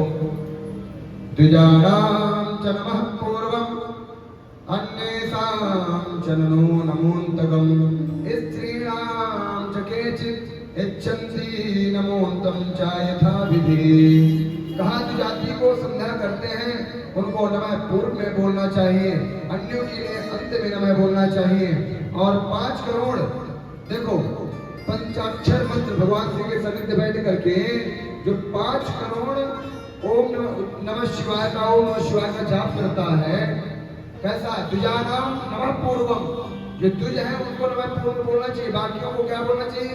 अंत में शिवाय नमः, शिवाय नमः। ठीक है, स्त्रियों को शिवाय नमः ही बोलना चाहिए। ये पुराण देखो, इतना सामने स्त्रोत भी पढ़ रहा हूँ। द्विजानां च नमः पूर्वम् अन्येषां च नमोऽन्तगम् स्त्रीणां च केचित् इच्छन्ति नमोऽन्तं च यथा विधि। कहा स्त्रियों को भी नमः अंत में बोलना चाहिए। और जो इसका 5 करोड़ जाप कर लेता है वो साक्षात भगवान रुद्र स्वरूप हो जाता है। और जो इसका 1 करोड़, 2 करोड़, 3 करोड़ जाप, 4 करोड़ जाप कर लेता है तो क्रमशः ब्रह्मा, विष्णु, महेश और रुद्र का स्वरूप, प्रतीक उनको जो है स्वरूप उनके तुल्य हो जाता है, उनके समान हो जाता है। ऐसा शिव पुराण में लिखा है। और 1000 संख्या पंचाक्षर जप करे और 10 लाख की संख्या पूर्व करे और प्रतिदिन ब्राह्मण भोज कराए तो उससे उसकी मंत्र सिद्धि जल्दी पूर्ण हो जाएगी। अब वो किसी की सिद्धि कर रहा हो, मंत्र जाप कर रहा हो और वो जो है नित्य प्रति 1000 पंचाक्षर जप मंत्र का जाप करे और 10 लाख पूर्व पूर्ण कर ले और उसके नित्य प्रति जो है ब्राह्मणों को भोजन भी कराए तो जो भी वो सिद्धि करता है वो शीघ्र उसको प्राप्त हो जाती है। ये भगवान शिव महापुराण में कहते हैं। अष्टोत्तर सहस्त्रम मयि गायत्री प्रातरे बलि, कहा अष्टोत्तर शत हम निवेदन कर रहे थे कि वैसे तो सभी मंत्रों का मूल वेद ही है, क्यों मंत्र सारे कहां से निकले? वेद से निकले हैं। और वेद की माता कौन? गायत्री। जिसमें देखो गायत्री का बखान बता रहे हैं कि गायत्री का जप ब्राह्मण को अति आवश्यक होता है। और यहां तक कि नहीं, इस गायत्री के उपरांत उसको कम से कम 1000 पंचाक्षर नाम जप करना चाहिए। ब्राह्मण को भी 1000 कम से कम जप नाम करना चाहिए, तब वो जो है ब्राह्मण कहलाने के योग्य होता है। अच्छा, वेदों में क्या कहा गया? ओम नमः शंभवाय च मयोद्भवाय च नमः, शंकराय च महेश्वराय च नमः, शिवाय च शिवतराय च, है ना? वेद मंत्र भी आता है। हम जब अभिषेक करवाते हैं उस समय नियंत्रे बोलते हैं ये मंत्र को, नमः शंभवाय च मयोद्भवाय च नमः, शंकराय च महेश्वराय च नमः, शिवाय च शिवतराय च। तो वेद भी यही गुणगान गा रहे हैं, वेद भी यही कह रहे हैं। और ये नमः शिवाय स्पष्ट वेद में लिखा है ना? अभी मंत्र सुना दिए तो स्पष्ट ना आ गया? स्पष्ट लिखा है वेद, यजुर्वेद में लिखा हुआ है। और क्या कहा गया? कालो निशीथो वै प्रोक्तो मध्यया मद्वयं निशि, शिव पूजा विशेषेण तत्काले भीष्ट सिद्धिदा। कहा जो 4 प्रहर रात्रि का जो पूजन है उसमें मध्य रात्रि की जो 2 प्रहर की पूजा है उसमें शिव पूजा की विशेष महत्वता बताई गई है। उस समय की हुई शिव पूजा तत्काल फल को प्रदान करने वाली होती है। अभीष्ट तत्काले भीष्ट सिद्धिदा, कोई भी उसी काल उसी समय उस आपकी सिद्धि को प्रदान करने वाला वो पूजा हो जाती है।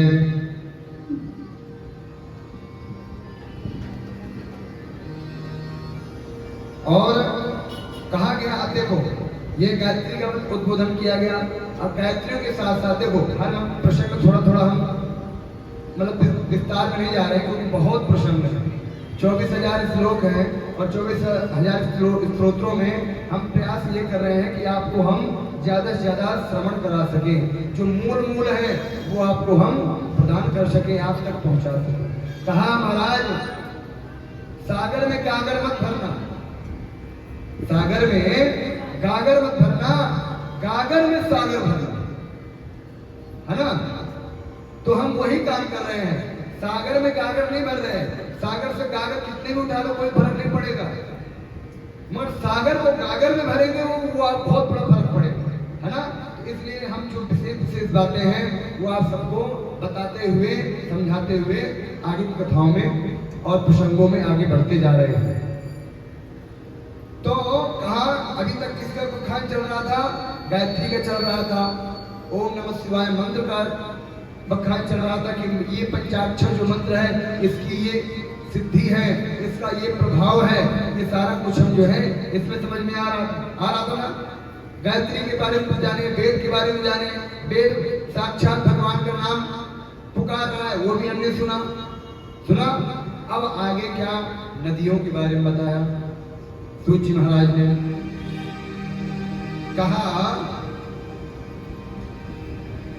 भगवान शिव तो वैसे पूरे पृथ्वी पर विशेष रूप से हमारे भारत भूमि में तो मैं कहता हूं हर गांव हर क्षेत्र पर भगवान शिव की एक सिद्ध पीठ जरूर बनी है। कहीं भी चले जाओ, वहां आपको कोई मिले चाहे ना मिले, पर भगवान शिव भगवान नारायण आपको जरूर मिल जाएंगे। किसी न किसी रूप में, किसी न किसी भाव में आपको वो जो है आपको जरूर मिल जाएंगे। कहीं जहां भी आप जाओ, कहीं भी जाओ भारतवर्ष में, हर क्षेत्र में आपको मिल जाएंगे। तो कहा कि जहां सिंधु नदी के तट पर, गंगा नदी के तट पर, सरस्वती नदी के तट पर जितनी नदियां हैं, जो हमारी पवित्र नदियां हैं, गंगे चा यमुने चैवा गोदावरी सरस्वती नर्मदा सिंधु कावेरी, है ना, ये 7 नदियां महानदियां कही गई हैं। गंगे चा यमुने चैवा गोदावरी सरस्वती नर्मदा सिंधु कावेरी, आगे साथ ना, ये 7 नदियां हमारे भारत की श्रेष्ठ नदियों में इनकी गणना है। ये श्रेष्ठ नदियां हैं हमारे भारत की, हमारे इस पृथ्वी, इस धरा की ये श्रेष्ठ नदियां हैं। तो कहा गया कि इन सब नदियों के किनारे भगवान शिव का स्थान तो जरूर होता है।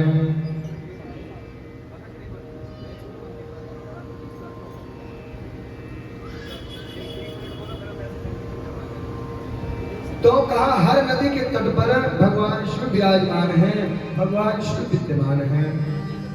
आइए, थोड़ा तकनीकी की वजह से थोड़ा सा डिस्बैलेंसिंग है, हम सभी भक्तजन ऐसे ही संकीर्तन करते हैं।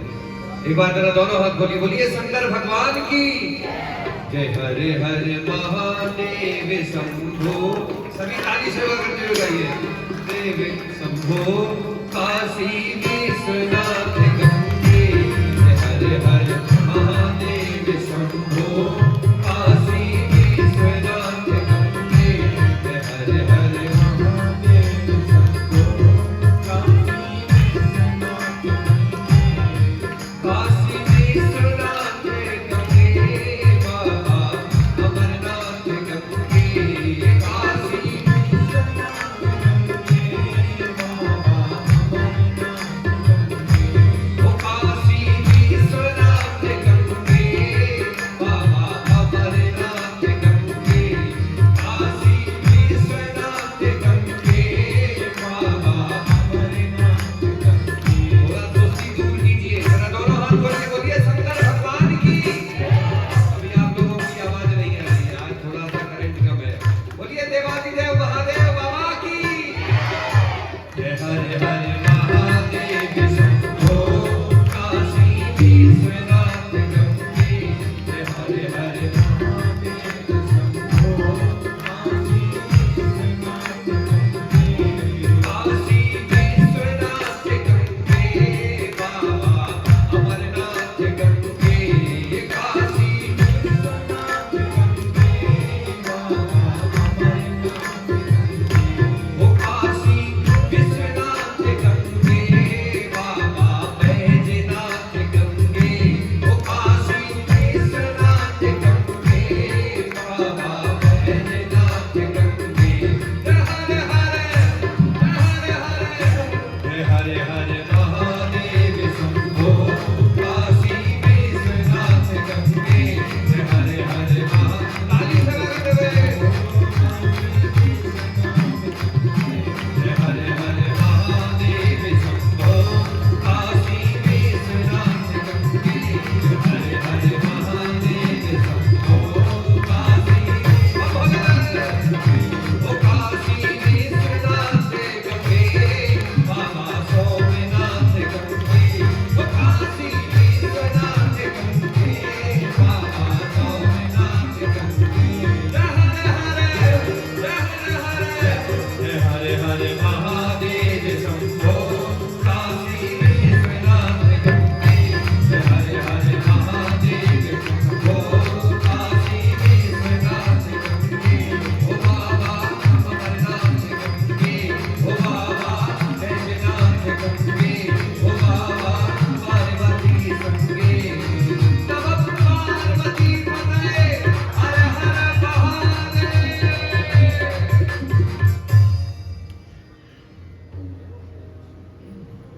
तो अब जो है क्या हुआ कि नदियों का निरूपण बताया गया है कि ये जो श्रेष्ठ नदियां हैं, इन सभी नदियों के क्षेत्र पर, तट पर भगवान शिव का विशेष रूप से स्थान होता है।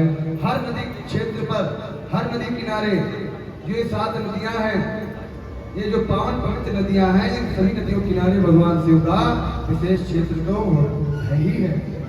अच्छा, इन नदियों के बारे में बताया गया,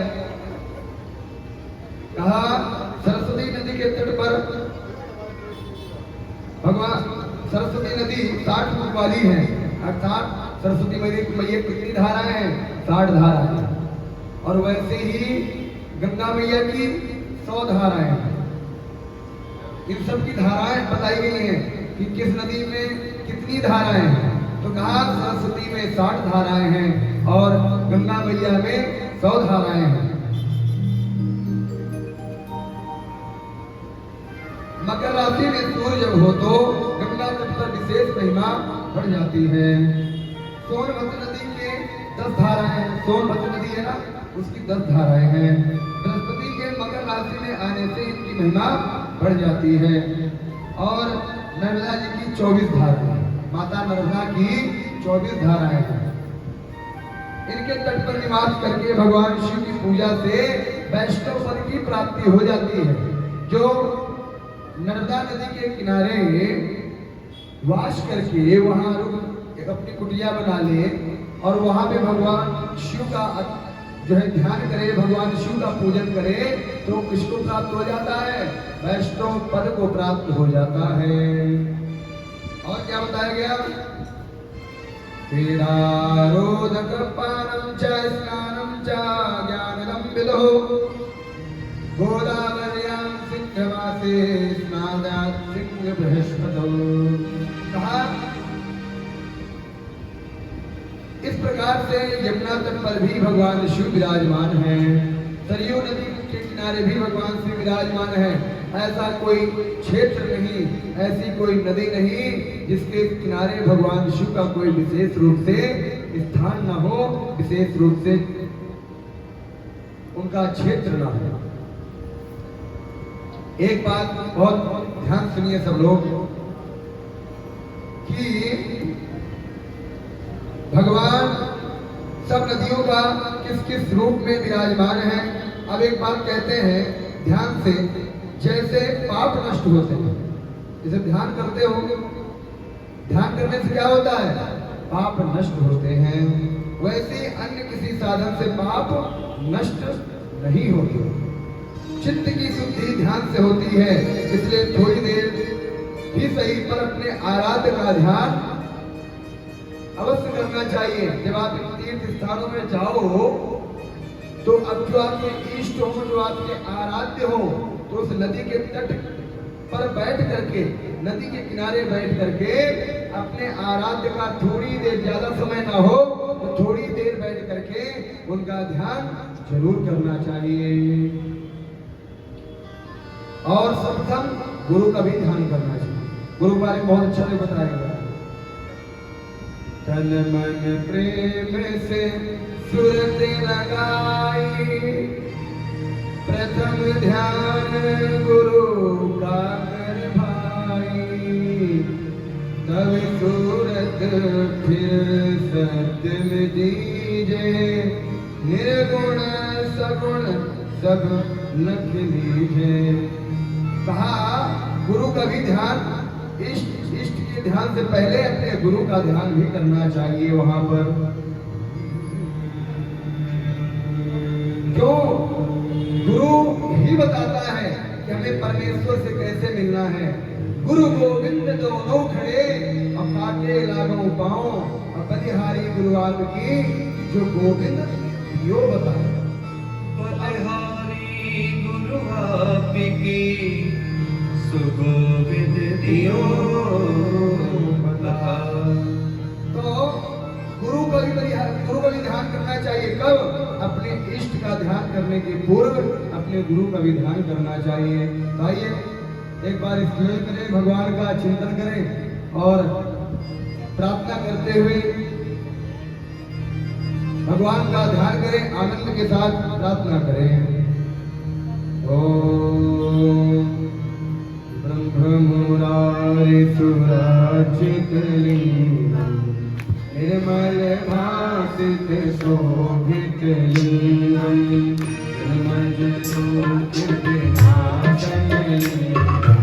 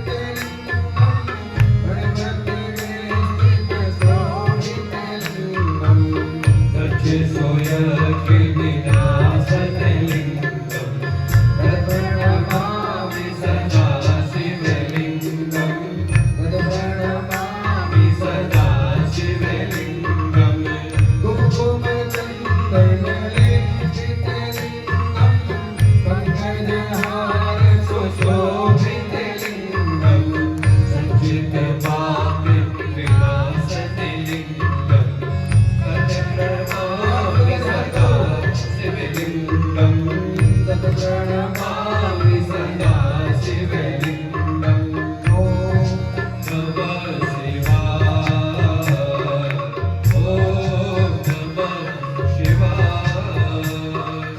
ॐ नमः शिवाय ॐ नमः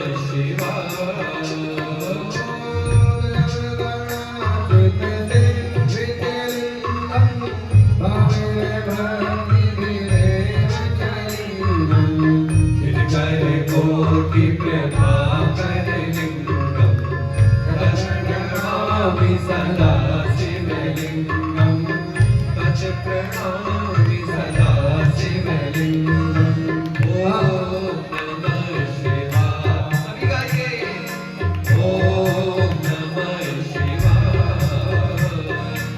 ओम नमः शिवाय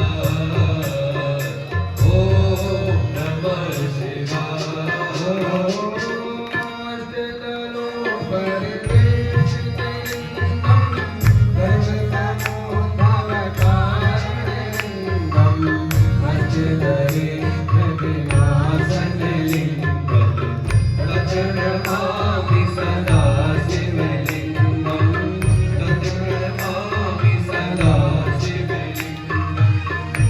प्रणमामि सदा शिवलिंगम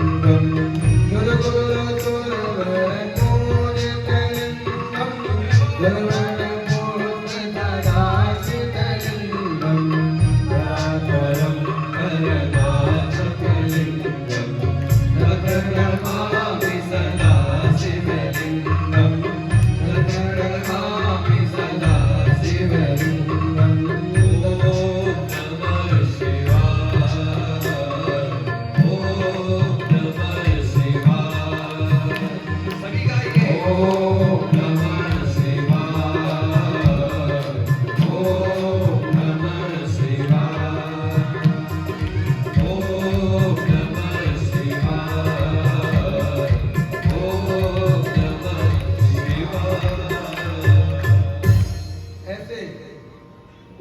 तीर्थों में उन क्षेत्रों में बैठ करके ऐसे मन में भगवान का स्मरण करना चाहिए और चिंतन विचार करना चाहिए। और विशेष रूप पर जब आप इन क्षेत्रों में भगवान शिव के क्षेत्रों में जाते हो तो ऐसे भगवान शिव का लिंगाष्टक का पाठ करो।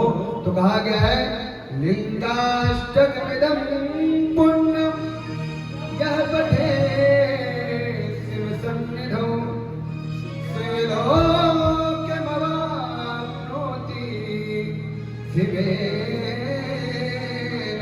सह मोदते शिवेन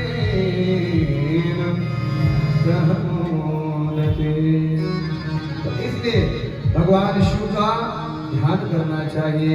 विशेष रूप पर जब तीर्थ स्थानों पे आप जाओ, गंगा जमुना सरस्वती नर्मदा इत्यादि नदी के किनारे आप जब जाएं, तब जब ये जो महानदियां हैं इन नदियों के किनारे जाएं तो भगवान का स्मरण करें, भगवान शिव का चिंतन करें।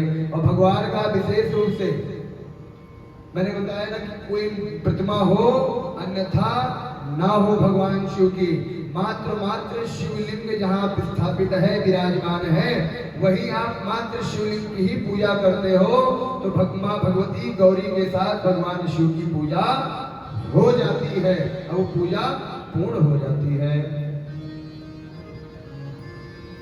ये तो विधान बताया गया कि नदियों की विशेषताएं बताई गई कि ऐसी ऐसी नदी हैं और इन नदियों की ये धाराएं हैं। और इन क्षेत्रों में जब आप जाते हैं तो भगवान के दिव्य दर्शन सौभाग्य प्राप्त होता है दर्शन का। और कहा गया है देखो अब जैसे वहां गए, अब आजकल तो पिकनिक मनाने जाते हैं लोग, कहते हैं चलो वृंदावन चलो पिकनिक मना। अरे नहीं जी, वो भगवान का ऐसा धाम है, भगवान का निज घर है, वहाँ पिकनिक के भाव से नहीं, वहाँ दर्शन के भाव से और अपने आप को इस संसार भवसागर से पार उतारने के भाव से वहाँ जाओ और भगवान के श्री चरण कमलों में जाकर के वहाँ अपने आप को समर्पित कर दो कि प्रभु हम आपके नगर में आए हैं, हम आपके चरणों में आए हैं, हम आपके घर में आए हैं। वैसे तो सर्वत्र आपका घर ही है, वसुधैव कुटुंबकम, वो जो है सदैव सभी ये जो है कुटुंब, ये जितने धरती पर कुटुंब है सब आपके ही गण हैं, आपके ही भक्त हैं और आपके ही अंश अवतार हैं, क्योंकि आत्मा भी एक अष्टमूर्ति में आती है ना। तो हर किसी के अंदर आत्मा एक विराजमान है, तो हर किसी के अंदर आत्मा विराजमान है। तो भगवान शिव जी भी अष्टमूर्ति में एक मूर्ति है, क्या? आत्मा। आत्मा भी क्या है? मूर्ति भगवान का ही स्वरूप है। इसलिए सभी ये कुटुंबवासी जो सभी धरती में जो यहाँ विराजमान है सब भगवान की अंश हैं, भगवान की ही जो है भक्त हैं, भगवान की ही गण है। इस भाव उससे भगवान के दरबार में तीर्थ स्थानों में जाना चाहिए। तो उसे कहा गया है जैसे आप किसी अन्य क्षेत्र में जाते हो और धर्म क्षेत्र में जाते हो, पुण्य क्षेत्र में जाते हो और वहां पिकनिक के भाव से और होटल इत्यादि कहीं आप जाते हो करते हो, उन सब भाव से जाते हो तो वो जो है गलत है। कहा गया क्या? अन्य क्षेत्रे कृतं पापं पुण्य क्षेत्रे विनश्यति, अपुण्य क्षेत्रे कृतं पापं वज्रलेपो भविष्यति। कहा आप दुनिया में कहीं से भी कुछ करके जाओ मगर भगवान के घर को तो छोड़ो, और दुनिया से कुछ भी करके जाओ और भगवान के धाम में जाओगे तो वहां अन्य क्षेत्रे कृतं पापम पुण्य क्षेत्रे विनश्यति। जब आप पुण्य क्षेत्र में जाते हो तो अन्य क्षेत्र का किया, किसी दूसरे क्षेत्रों का किया गया हुआ पाप पुण्य क्षेत्र में जाने से क्या होता है? नष्ट हो जाता है। मगर तो ताली बजाएंगे, ताली तो ठीक, इसमें आपको अच्छा लगा, मगर आगे तो क्या कह रहे हैं? पुण्य क्षेत्र कृतं पापम। भाई अन्य क्षेत्र से करके तो गए तो वो तो चल गया आपका, पुण्य क्षेत्र में वो नाश हो जाएगा, मगर पुण्य क्षेत्र कृतं पापम वज्रलेपो भविष्यति।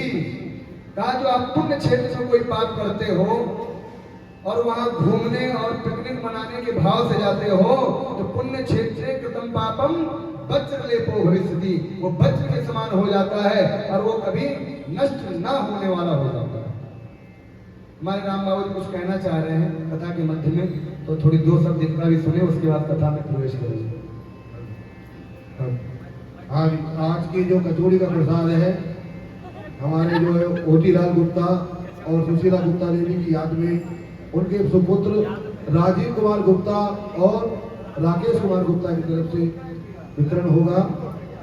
भगवान का स्वामी बोलो सच्चे दरबार की जय।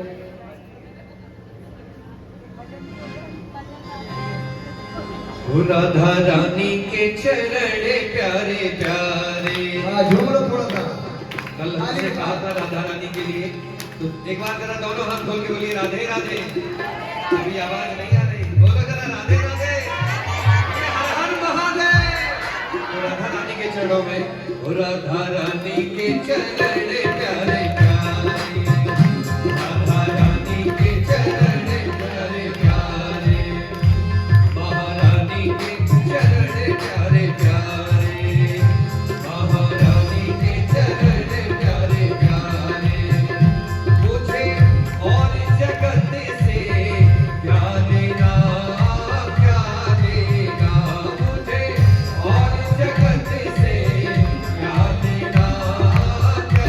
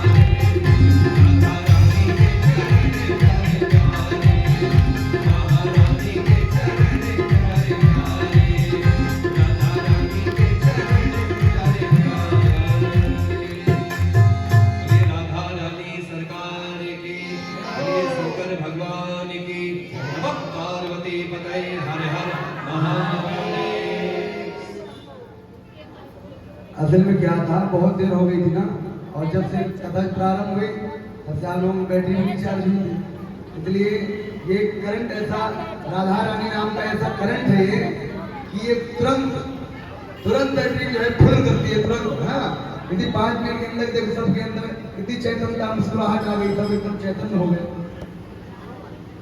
तो हमारी कथा चल रही थी, देखो जी,